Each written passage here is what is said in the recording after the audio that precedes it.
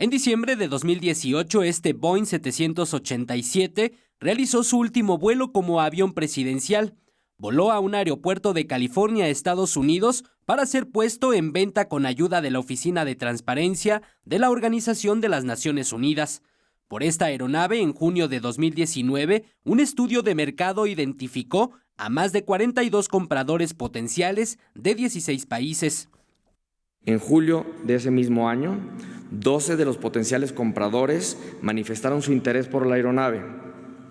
11 de esos 12 fueron invitados para presentar una propuesta económica.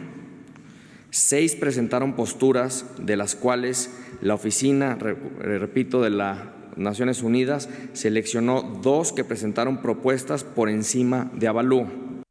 Sin embargo, hasta el momento, ninguno de los 2 posibles compradores ha formalizado la compra de la aeronave, evaluada en $130 millones, por lo que el gobierno federal anunció su regreso a tierras mexicanas. Para 1, su resguardo por parte de la Fuerza Aérea Mexicana. 2, exhibirlo en conjunto con las aeronaves que hoy estamos presentando en este primer paquete de venta. Ahora, desde México, el avión presidencial explorará 3 alternativas de venta. La primera es: continuaremos con los esfuerzos para llevar a buen puerto la venta, ya sea a un comprador único, o 2, la venta en copropiedad, es decir, que 2 o más personas puedan asociarse para adquirir esta aeronave.